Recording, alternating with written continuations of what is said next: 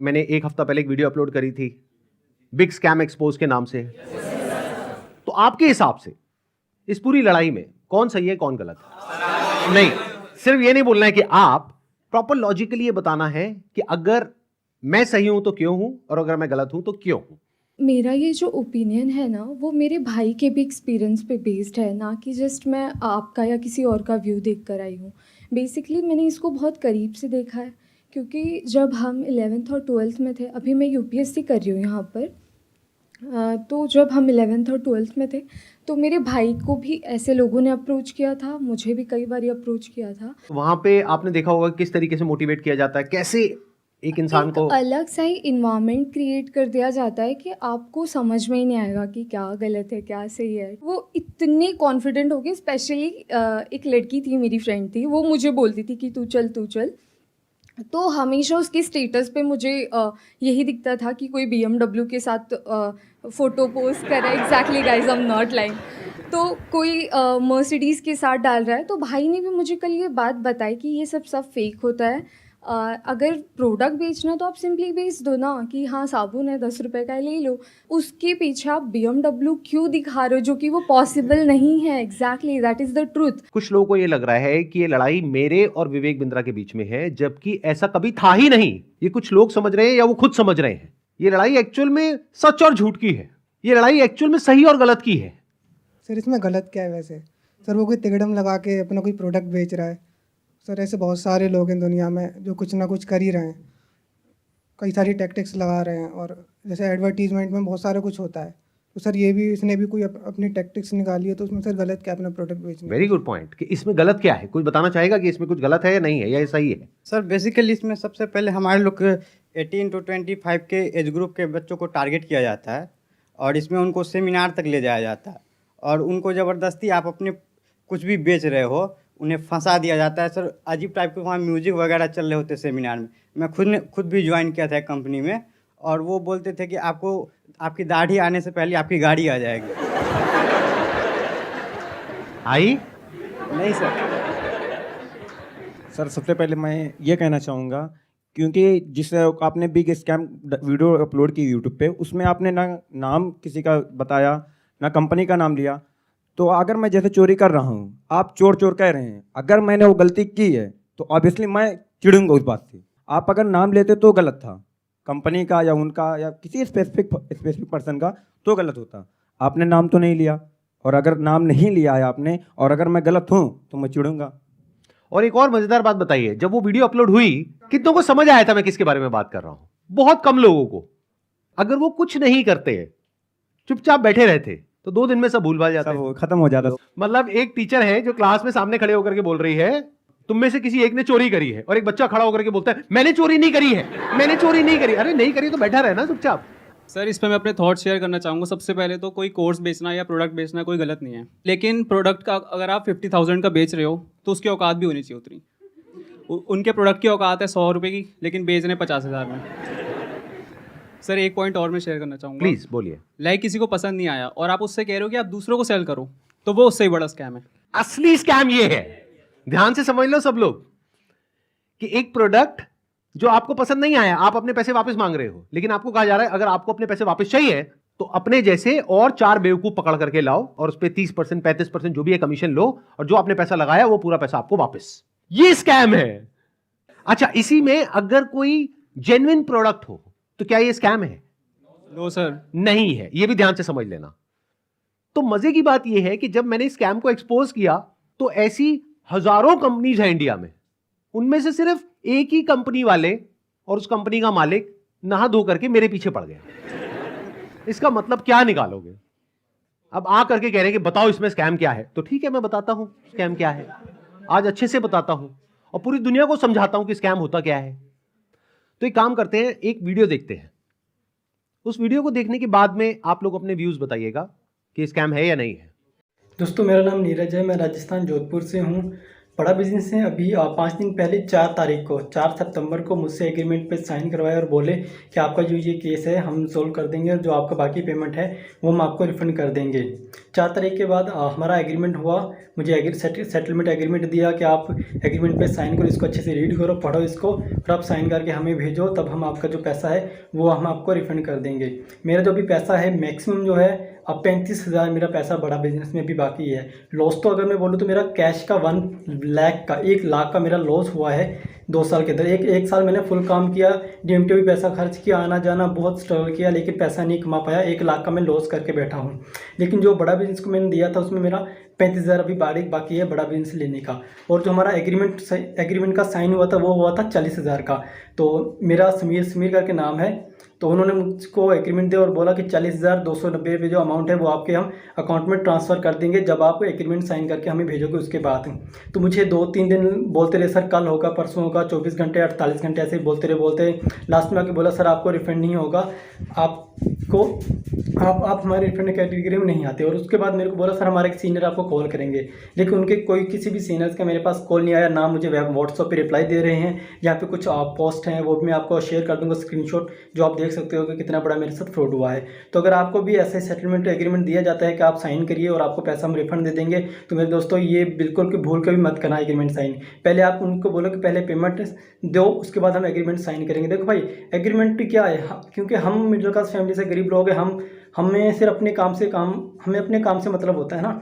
तो हमें जब अपना पैसा मिल जाएगा तो हम पैसा लेके हमें क्या करना बड़ा बिजनेस है ना, हम उनके बारे में नेगेटिव क्यों बोलेंगे। उसके बाद इन्होंने मुझसे वीडियो भी बनवाया, मेरा यूट्यूब चैनल था वो भी डिलीट करवा दिया, व्हाट्सअप ग्रुप भी डिलीट करवा दिया, लेकिन मेरा पैसा इन्होंने रिफंड नहीं किया। जो उन्होंने बोला मैंने वो किया, लेकिन मेरा पैसा इन्होंने रिफंड नहीं किया है। इसलिए मैं दोबारा सब वीडियो बनाना सोशल मीडिया पर जब तक मेरा पैसा नहीं मिल जाता है मैं तब तक वीडियो बनाता रहूँगा और अपनी लड़ाई में लड़ता रहूँगा। अगर वो मेरी तरफ लीगल एक्शन भी मेरे ऊपर लेंगे तो उसका मेरे को कोई दिक्कत नहीं है, क्योंकि वैसे भी हम बर्बाद हो चुके हैं, हमारा पूरा सब कुछ है जो उजड़ चुका है ना।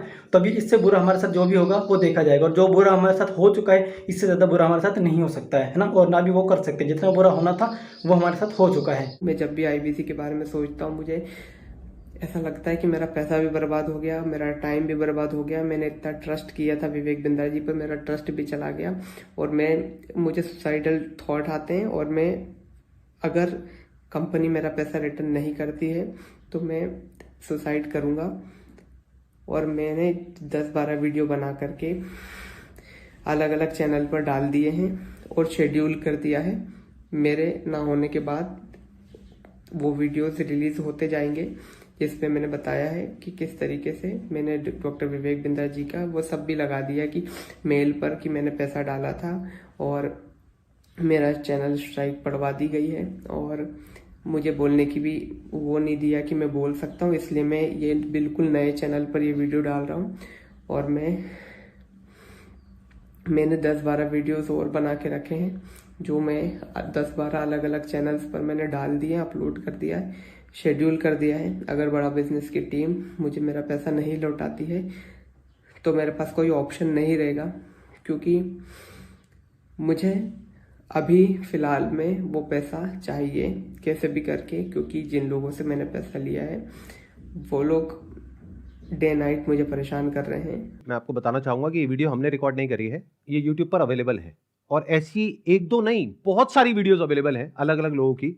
और बहुत सारे ऐसे बच्चे हैं जिन्होंने ब्याज पे पैसा लिया है, हम लोग शायद समझ भी नहीं सकते कि इन लोगों के ऊपर क्या बीत रही है। और ऐसी 1-2 नहीं बहुत सारी वीडियोस हैं, आप जा करके यूट्यूब पे सर्च कर सकते हैं। अब जरा इस इंसान के बैकग्राउंड को देखो कि इंसान है कौन। ये अपने नाम के आगे क्या लगाते हैं? डॉक्टर। जब यहां पर ये आए थे तो मुझे लगा था डॉक्टर है, लेकिन बाद में जब मैंने रिसर्च करी अभी पिछले 1 हफ्ते में ये सब जो हुआ है, तो मुझे पता लगा इन्होंने कोई MBBS नहीं किया है इंडिया की किसी भी यूनिवर्सिटी से, या US से, UK से, कहीं से कुछ नहीं किया है। कहां से डिग्री मिली है, कैसे मिली है, वो अगर आप थोड़ा सा रिसर्च करोगे तो आपको समझ आ जाएगा। पाकिस्तान से। किसने बोला पाकिस्तान से? देखो मैं आपको हिंट देता हूं, पाकिस्तान इंडिया का नेबर है, ऐसे ही इंडिया का एक नेबर है बांग्लादेश, श्रीलंका। अभी काम करते हैं, अब लीगली बात करते हैं कि स्कैम है या नहीं है। कि मतलब हमारी कंट्री का जो लॉ है वो क्या बोलता है, उसको स्टडी करते हैं। उसके लिए मेरे पास में कुछ डॉक्यूमेंट्स हैं, इसका मैं लिंक दे दूंगा अपने वीडियो के डिस्क्रिप्शन में नीचे, तो आप क्लिक करके डायरेक्टली जा करके गवर्नमेंट की जो वेबसाइट्स हैं वहां पे जा करके देख सकते हैं, पढ़ सकते हैं। ये मैं नहीं कह रहा हूं, हमारी कंट्री की गवर्नमेंट कह रही है, ये उनके नोटिफिकेशंस हैं। सबसे पहले ये समझो कि ये जो स्कैम्स है ना इस तरह के, ये आज से नहीं चल रहे हैं, ये पिछले 100 साल से चल रहे हैं। तो इसके लिए 1978 में एक एक्ट बना था जिसको बोलते हैं prize chit and money circulation act, जहां पर के इस तरह की जो मनी सर्कुलेशन स्कीम्स होती हैं या पिरामिड स्कीम्स होती हैं उन सबको बैन कर दिया गया था। मतलब क्या कि अगर आप एक कंपनी खोलते हो और किसी से पैसा लेते हो, फॉर एग्जांपल मैंने एक कंपनी खोली, वहां पे मैंने आपसे 1 लाख रुपए लिया और आपको बोला कि आप आगे किसी को ज्वाइन करा दो, तो जब आपने किसी को आगे ज्वाइन कराया, अपने फ्रेंड को, रिलेटिव को, किसी को भी और कैसे भी, तो उसमें आपको कितना मिला? 30,000। 70,000 किसको मिला? कंपनी को। तो ये स्कीम इस तरीके से आगे बढ़ती रहती है, यानी वो जो पैसा आ रहा है वही पैसा पब्लिक से लेकर के पब्लिक में ही रोटेट कर दिया जाता है। और एक ऐसा पॉइंट आता है जब जा करके पूरा का पूरा जो पिरामिड है ये कोलैप्स कर जाता है। तो यहां पर जो लोग टॉप पे बैठे होते हैं वो तो पैसा कमा लेते हैं, बट जो बॉटम ऑफ द पिरामिड है उन सबका पैसा डूब जाता है। और फिर या तो ये कंपनीज बंद हो जाती हैं या भाग जाती हैं पैसा लेकर के। पास्ट में ऐसा बहुत कंपनीज ने किया है, उसमें से बहुत सारी कंपनीज के जो ओनर्स हैं वो आज जेल में हैं। तो ये एक प्रॉपर स्कैम है जिसको गवर्नमेंट ने बैन किया हुआ है। फिर सवाल उठता है कि जब ये बैन है तो लोग कैसे कर रहे हैं? देखो, ध्यान से सुनो, ध्यान से समझो। आपसे अगर मैं पैसा लेता हूं और आपको बदले में कुछ नहीं देता हूं तो वो तो इलीगल है। लेकिन मान लो मैंने आपसे पैसा लिया 50,000 रुपए, बदले में आपको एक 50 रुपए का प्रोडक्ट दे दिया, तो क्या वो लीगल है? इलीगल है?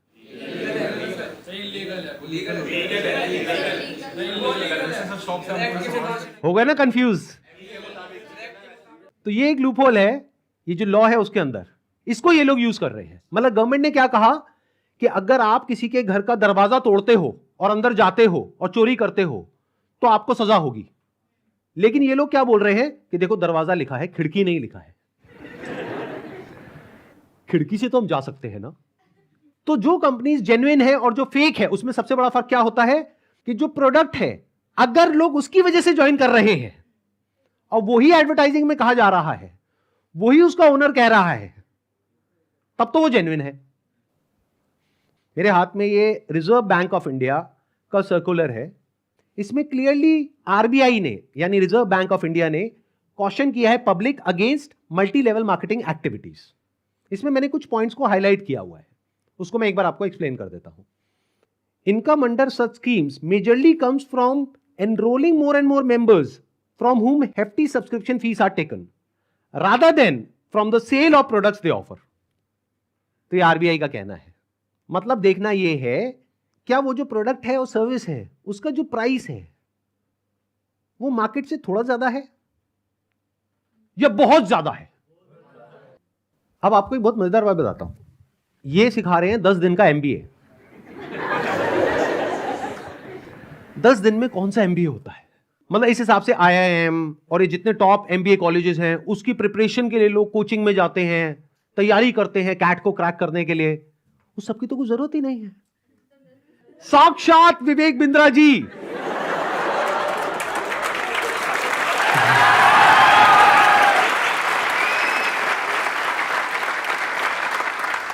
आपके सामने 10 दिन तक रोज प्रकट होंगे और आ करके आपको 10 दिन में एमबीए करा देंगे।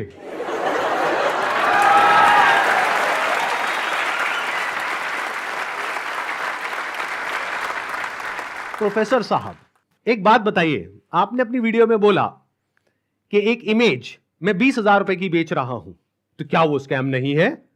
और वो 50,000 का कोर्स बेच रहे हैं तो वो स्कैम है? इसका क्या मतलब है?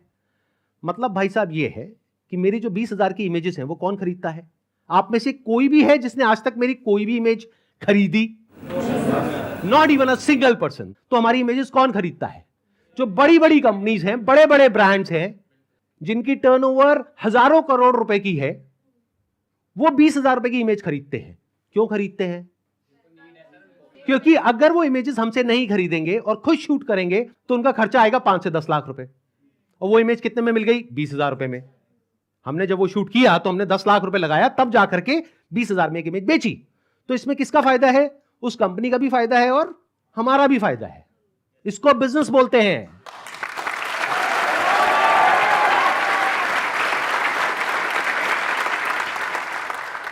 देखते हैं आरबीआई और गवर्नमेंट ऑफ इंडिया क्या कहती है उनके बिजनेस मॉडल के बारे में। The Reserve Bank has also said that acceptance of money under money circulation, multi-level marketing, pyramid structures is a cognizable offense under the Price Cheat and Money Circulation Banning Act 1978. Members of public coming across such offers, ध्यान से सुनना, should immediately lodge a complaint with the state police. ये RBI कह रही है कि अगर आपके साथ में ऐसा कुछ हुआ है तो आपको क्या करना है? You should immediately lodge a complaint with the state police. अब एक और नोटिफिकेशन है जो बहुत इंपॉर्टेंट है, इनफैक्ट मोस्ट इंपॉर्टेंट है इस पूरी की पूरी डिस्कशन के लिए। जितनी भी एमएलएम स्कीम्स चल रही हैं, पिरामिड स्कीम्स चल रही हैं, डायरेक्ट सेलिंग कंपनीज चल रही हैं, एफिलिएट मार्केटिंग कंपनीज चल रही हैं, कि वो लीगल है या इलीगल है, ये कैसे समझा जाए। तो इसके लिए गवर्नमेंट ऑफ इंडिया ने 2021 में एक बहुत ही अच्छा स्टेप उठाया। ये मेरे हाथ में एक नोटिफिकेशन है गवर्नमेंट ऑफ इंडिया का, मिनिस्ट्री ऑफ कंज्यूमर अफेयर्स का। उसमें क्या कहा गया है? ये टोटल 13 पेज का डॉक्यूमेंट है, जिसमें क्या कहा गया है? The central government hereby proposes to frame consumer protection direct selling rules 2021। 2021 में आए थे ये। इसके बारे में बहुत लोगों को पता ही नहीं है, इसलिए ये स्कैम इतने आसानी से चल रहे हैं। अगर पता हो तो इनकी दुकान 2 दिन में बंद हो जाए। डिटेल में अगर आप जानना चाहते हैं इसमें क्या क्या लिखा हुआ है तो नीचे यहाँ पे डिस्क्रिप्शन में आपको लिंक मिलेगा, उस पर क्लिक करके आप देख सकते हैं और पढ़ सकते हैं इसको। मैं बस शॉर्ट में कुछ पॉइंट्स मैंने हाईलाइट करे हुए हैं, वो आपको बताता हूं जो समझना बहुत जरूरी है। It applies to all models of direct selling, whether it is multi level, whether it is single level, whether it is affiliate, किसी भी स्ट्रक्चर से आप सेलिंग कर रहे हो तो आपको इन रूल्स को फॉलो करना है। सबसे पहला रूल क्या है? It has no provision that a direct seller will receive remuneration or incentives for recruitment oblique enrolment of new participants in the direct selling business except as a result of sale of goods or services by them. मैं इसको थोड़ा सरल भाषा में translate करके बताता हूं। इसमें कहा जा रहा है, आप अगर एक डायरेक्ट सेलिंग कंपनी हो तो आपकी कंपनी में जो डायरेक्ट सेलर्स हैं उनको जो पैसा मिल रहा है या इंसेंटिव मिल रहा है या कमीशन मिल रहा है, वो नए मेंबर्स को एनरोल करने पर नहीं मिलना चाहिए, बल्कि वो मिलना चाहिए for sale of goods or services by them. वो जो कंपनी गुड्स और सर्विसेज दे रही है उसकी वैल्यू क्या है? अब ये कौन डिसाइड करेगा? जिन्होंने वो परचेज किया। अगर तो उन्होंने 50,000 का कोर्स परचेज किया इनकी कंपनी से और वो सब सेटिस्फाइड है तो कोई प्रॉब्लम ही नहीं है। बट अगर उसमें से 99% लोग सेटिस्फाइड नहीं और अपना पैसा वापस मांग रहे हैं और ये पैसा वापस नहीं कर रहे हैं तो ये स्कैम है ना। बिंद्रा जी आपने पूछा था ना क्यों है ये स्कैम, तो बता रहा हूं आपको। इसमें कहा गया है, इट अलाउज और provides for a buy back or repurchase policy for currently marketable goods which are not unpacked or services sold to the participant at the request of the participant at reasonable commercial terms। मतलब कि कोई buyback का option होना चाहिए। किसी company ने आपको 50,000 रुपए के कुछ प्रोडक्ट्स या सर्विसेज दे दी, अब आप कहते हो मेरे किसी काम की नहीं है, तो अब आप उसका क्या करोगे?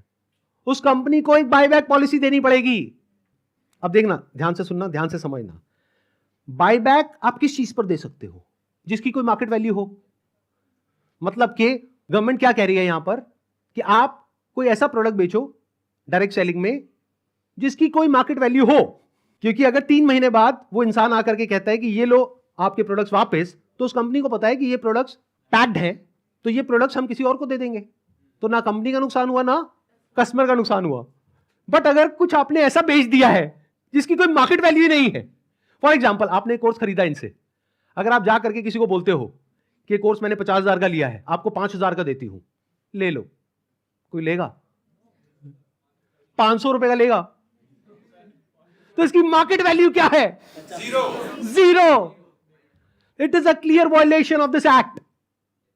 इसलिए ये स्कैम है Bindra ji.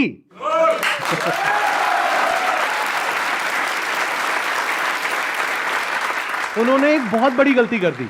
It was never meant to be Sandeep Maheshwari versus Vivek Bindra. It was just an awareness video. जबरदस्ती आकर के बीच में छलांग मारी है उन्होंने, जबरदस्ती। मेरा मकसद सिर्फ किसी एक पर्सन को टारगेट करना नहीं है, बल्कि सबको अवेयर करवाना है कि देखो दुनिया में ऐसा कुछ हो रहा है, तो बच करके रहो। Miss selling means recklessly misrepresenting a product or service in order to successfully complete a sale. It also includes providing consumers with misleading information about a product or service. This can involve omitting key information, मतलब key information आप उनसे छुपा रहे हो about a product, or providing information that makes the product appear to be something it is not. मतलब कि अगर सरल भाषा में बोला जाए तो आप ऐसा नहीं कर सकते कि आप दिखा कुछ और रहे हो और दे कुछ और रहे हो। उन्होंने अपनी एक वीडियो में नहीं, पता नहीं कितनी वीडियोस में खुलेआम खुद उन्होंने, विवेक बिंद्रा ने खुल करके बोला है कि अगर आप महीने का 10 लाख रुपए नहीं कमा सके तो मैं आपके सारे पैसे वापस कर दूंगा। अब एक सबसे इंपॉर्टेंट क्लॉज आ रहा है, इसके बाद मैं एक वीडियो प्ले करूंगा। क्लॉज नंबर 7 का 2E एक पर्टिकुलर क्लॉज है जो सबसे इंपॉर्टेंट है इस पूरे के पूरे सर्कुलर में। इसको ध्यान से सुनना, ध्यान से समझना। A direct selling entity and direct seller shall not refuse to take back spurious goods or deficient services and refund the consideration paid for goods and services provided. इससे कोई फर्क नहीं पड़ता कि आपने उस कंपनी के साथ में क्या एग्रीमेंट किया है, फर्क इससे पड़ता है कि लॉ क्या है। फॉर एग्जाम्पल, आप किसी के साथ में एग्रीमेंट करते हो किसी का मर्डर करने के लिए, तो आप कोर्ट में जाकर के ये नहीं बोल सकते थे कि हमारा एग्रीमेंट था। क्यों? क्योंकि जो कंट्री का लॉ है वो किसी भी एग्रीमेंट के ऊपर है। The law of the land supersedes all agreements. तो आप लोग जो डर रहे हो ना कि हमने उनके साथ में कॉन्ट्रैक्ट साइन किया, एग्रीमेंट साइन किया है, अरे पहले लॉ को तो देख लो, लॉ क्या कहता है। अगर लॉ के हिसाब से वो गलत है तो गलत है, नो मैटर कि उसने आपके साथ क्या एग्रीमेंट किया है। That agreement must be in line with the law of the land. तो ये क्लॉज को मैं दोबारा से पढ़ूंगा, ध्यान से सुनना। A direct selling entity and direct seller shall not refuse to take back deficient services. Deficient word का क्या मतलब होता है? कोई भी ऐसी सर्विसेज जिसमें किसी भी तरह की कोई कमी है और जो कंज्यूमर है वो कहता है कि ये जो आपने मेरे को कोर्स दिया है या प्रोडक्ट दिया है या सर्विस दिया है ये बेकार है, किसी काम की नहीं है, तो उस कंपनी को पैसा रिफंड करना ही पड़ेगा। ये मैं नहीं कह रहा हूं, हमारी कंट्री का लॉ बोल रहा है। अब ये जो मैंने आपको कुछ पॉइंट्स बताए, इसके अकॉर्डिंग एक बार एक छोटी सी वीडियो को देखो, बड़े प्रोफेसर की, देखते हैं वो क्या बोलते हैं। मैं आपको अपना व्हाट्सएप का नंबर दूंगा, ईमेल एड्रेस दूंगा, वहां बोल दीजिए आकर के पैसे ले जाइए। नहीं भी आना तो आप ईमेल कर दीजिएगा, आपको पैसे आपके अकाउंट में ट्रांसफर हो जाएंगे। तो आप या तो 50-60 हजार रुपए वापस ले जाइए या लाखों लाखों लाखों रुपए हर महीने कमा लीजिए, दोनों में से कुछ भी कर लीजिए। भाई अगर मैं आपको पैसा कमाने के लायक नहीं बना सका तो मेरे को क्या हक बनता है आपसे पैसे लेने का? 100% कैश बैक गारंटी, यानी कि कुछ और खरीदना चाहे अपग्रेड, लोएस्ट प्राइस गारंटी। ये कौन दे सकता है? कोई नहीं दे सकता है, इसलिए हमने ये खुल के दिया है। आपके तो रिस्क को खत्म कर दिया ना, आपसे कह रहा हूं, आपके जो रिस्क को खत्म कर दिया, आपका रिस्क तो रिवर्स हो गया, गेम चेंज कर दिया पूरा। इसीलिए अभी तुरंत फोन लगाएं और पूछे अपने काउंसलर से कि मैं अपने बिजनेस में कैसे सफल होऊंगा। अरे आपसे बोल रहा हूं, पूछने में क्या जा रहा है, पैसे तो नहीं लग रहे। हाँ, फोन करने पे पैसे नहीं लगते, पता लगाओ, अभी फोन लगाओ और पूछो भाई मेरा बिजनेस सफल कैसे होगा। अगर मैं विवेक बिंद्रा आपको आकर के प्रॉमिस दे रहा हूं 100% मनी बैक गारंटी, वो इसीलिए दे रहा हूं। हमने मनी बैक गारंटी लॉन्च करी है। What is money back guarantee? अगर कोई भी हमारे साथ आईबीसी बनता है और वो चाहता है कि मैं पैसे कमाऊं और वो हमारे साथ पैसे नहीं कमा पाता, तो नो क्वेश्चंस आस्क्ड, उसका पैसा उसको वापस कर दिया जाएगा। That's called money back guarantee. दम नहीं है किसी में ये बोलने में जो हम बोल रहे हैं। गारंटी दे रहा हूं 10 लाख रुपए महीना पे आप पहुंचेंगे, नहीं पहुंचे तो मेरे पास आके पैसा वापस मांग लेना। बड़े बड़े क्लेम्स कर दिए, एक बार समझने की कोशिश करते हैं क्या वो प्रैक्टिकली पॉसिबल है या नहीं है। इन्होंने कहा कि मैं अगर आपको महीने का 10 लाख रुपए कमाने के लायक नहीं बना सका तो अपने पैसे वापस ले जाइए। साल का 1 करोड़ रुपए अगर ये देना चाहते हैं आप लोगों को और 1 लाख लोग इनकी कंपनी में ज्वाइन कर चुके हैं, तो कितना पैसा चाहिए? 1 लाख करोड़ रुपए। तो हमारी टीम ने क्या किया, इनके जो फाइनेंशियल्स हैं उसको चेक किया कि भाई अगर 1 लाख करोड़ देना है तो कंपनी की टर्नओवर होनी चाहिए ना 2-3 लाख करोड़ की, क्योंकि वो भी तो कमाएगी ना। उनकी टर्नओवर पता है कितनी है पिछले साल की? 172 करोड़। अगर उसमें से मान लेते 30% भी वो कमीशन देते हैं अपने आईबीसीज को, कितना पैसा उन्होंने डिस्ट्रीब्यूट किया इस स्कीम में? 50 करोड़। तो कितने लोगों के हाथ में आया 1-1 करोड़? 50 बस। और बाकी लोगों का क्या हुआ? उनके हाथ में क्या आया? 0। कि अगर वो चाहे भी तो ये जो बड़े बड़े क्लेम्स कर रहे हैं इसको पूरा नहीं कर सकते। पहले तो ये जो क्लेम्स कर रहे हैं वही सब इलीगल है। This is complete scam. अरे यही तो उन सब लोगों ने किया जो हमारा देश छोड़ करके भाग गए हैं। पब्लिक से पैसा ले लिया या बैंक से पैसा ले लिया, और जब बैंक आया पैसा वापस मांगने के लिए जो उसका हक है, तो उन्होंने कहा हमारे पास तो नहीं है देने के लिए, वो तो हमने पार्टीज में खर्च कर दिया। वो मेरी बर्थडे पार्टी थी ना, वहां पे डांस करने में बहुत मजा आ रहा था। अब हमें क्या करना चाहिए? क्या बस ऐसे स्कैम होते रहे सोसाइटी में और हम बैठ करके तमाशा देखते रहे? सर, हमें एक्शंस लेना चाहिए। फर्स्ट ऑफ ऑल एफआईआर जिनके साथ हुआ है उन्हें एफआईआर फाइल करना चाहिए। लॉ को एक बार देखना चाहिए। नहीं समझ आ रहा है तो जिसको समझ है लॉ की उसके पास जाना चाहिए, उससे समझना चाहिए। एंड पिटिशन नाम की चीज़ होती है, पब्लिक इंटरेस्ट लिटिगेशन, तो वो फाइल करनी चाहिए उनके खिलाफ, जिससे जो ये स्कैम्स हो रहे हैं वो ख़त्म हो। बिकॉज मॉरली ये मतलब गलत है। जिनका पैसा जा रहा है वो डिप्रेशन में जाके गलत कदम भी उठा सकते हैं, एंड इससे हमारे देश का यूथ ख़त्म होता जा रहा है जो इस देश को आगे लेके जाएगा। सो जो लीगल एक्शंस हैं वो लेने चाहिए। इस एक्शन को हम दो कैटेगरीज में डिवाइड कर रहे हैं। एक वो जिनके साथ में स्कैम हुआ है, एक वो जिनके साथ में नहीं हुआ है। मान लेते हैं 1 लाख लोग हैं जिनके साथ में स्कैम हुआ है, यानी कि उनका पैसा ये कंपनी मार करके बैठी है और वापस नहीं कर रही है। तो उन्हें क्या करना चाहिए? सबसे पहले जा करके एफआईआर करनी चाहिए। अगर वो पुलिस वाले एफआईआर नहीं करते हैं तो उनको सारे सर्कुलर्स दिखाने चाहिए कि भाई आरबीआई ने कहा है, आप ये लिख करके दे दो हमको कि आप एफआईआर नहीं कर सकते इनके अगेंस्ट। तो उन्हें एफआईआर लॉन्च करनी ही पड़ेगी। और अगर इंडिया के अलग अलग पार्ट्स में बहुत सारे लोग इस तरीके से एफआईआर लॉन्च करते हैं, तो जितनी भी हायर अथॉरिटीज हैं लाइक सीबीआई एंड ईडी, वो सब एक्शन में आ जाएंगी। मतलब उनको भी आइडिया लगेगा कि ये कोई छोटा मोटा स्कैम नहीं है, 500 करोड़ का स्कैम है, छोटा अमाउंट नहीं होता है। और ये पैसा किसका है? पब्लिक का है। और पब्लिक में भी एक बार को मान लो किसी 50-60 साल के आदमी का होता तो मुझे इतना दर्द नहीं होता। 18-19 साल के बच्चे का है जिसकी जेब में 50 रुपए नहीं होते हैं। तो पहला क्या है, अगर आपके साथ में ऐसा कुछ हुआ है तो नंबर 1 एफआईआर लॉन्च करो। नंबर 2, अभी तक मैं इसमें डायरेक्टली इन्वॉल्व नहीं था लेकिन अब हो गया हूं, तो अब आप लोग अकेले नहीं हैं। मेरा एक सिंपल सा प्लान है कि मैं अपने चैनल पर मोनेटाइजेशन ऑन करूंगा। वहां से मेरे पास में कुछ पैसा आएगा। मान लो 2-3 महीने में मेरे पास में 1 करोड़ रुपए आ जाता है। तो इस 1 करोड़ को मैं यूज करूंगा इंडिया की सबसे अच्छी लॉ फर्म को हायर करने के लिए, जो कि इन लोगों को रिप्रेजेंट करेगी जिनके साथ ये स्कैम हुआ है। उसका पैसा कहां से आएगा?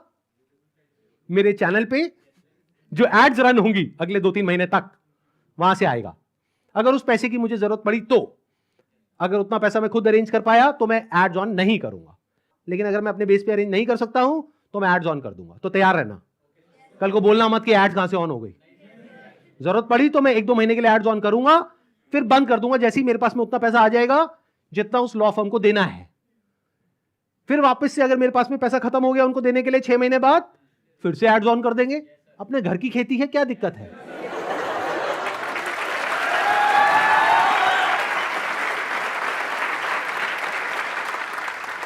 तो अब आप लोगों को क्या करना है, जिनके साथ में स्कैम हुआ है हमको ईमेल करिए। हमारा एक ईमेल आईडी है legal@sandeepmaheshwari.com। और आप लोग क्या कर सकते हैं जिनके साथ में स्कैम हुआ है, आरबीआई का हम एक लिंक यहां पर नीचे डिस्क्रिप्शन में पोस्ट करेंगे। एक तो इन सर्कुलर्स का, प्लस आरबीआई के जितने भी ऑफिसेज हैं अलग अलग स्टेट्स में, वहां पर जो उनके रिप्रेजेंटेटिव्स हैं उनका। तो आप क्या कर सकते हैं जिनके साथ में ऐसा कुछ हुआ है, एक लेटर लिखिए छोटा सा, उसमें जो भी मन में है इंग्लिश में हिंदी में लिख दीजिए कि आपके साथ में ये हुआ, ये हुआ, ये हुआ, ये हुआ, और आपको अपना पैसा वापस चाहिए, लेकिन वो पैसा वापस नहीं कर रहे हैं। और साथ में सारे जो प्रूफ्स हैं, जो भी आपने पेमेंट करी, जो भी आपका रजिस्ट्रेशन नंबर है, वो सब अटैच करिए। इसको पोस्ट करिए, एक आरबीआई में और एक मिनिस्ट्री ऑफ कंज्यूमर अफेयर्स में। अगर ये करते हैं तो क्या होगा? सोचो उनके पास में हजारों लेटर्स पहुंच जाते हैं तो क्या होगा? तो गवर्नमेंट की जो भी सीनियर अथॉरिटीज हैं वो सब एक्शन में आ जाएंगी। अगर आपको बहुत ज्यादा डर लगता है कि पता नहीं क्या हो जाएगा, क्योंकि ये आदमी है तो थोड़ा अजीब। अभी जो कल वीडियो में आया है ये, इसने आकर के एक बार नहीं बार बार मुझे धमकियां दी है, 1 हफ्ते में देखो मैं तुम्हारे साथ क्या करता हूं। भाई तू क्या करेगा? कर ले, अभी कर ले। मैं नहीं डरता भाई, दिखता नहीं है मेरी आंखों के अंदर। मेरे को मत डराने की कोशिश कर बार बार, तू अपनी आंखें दिखा कर।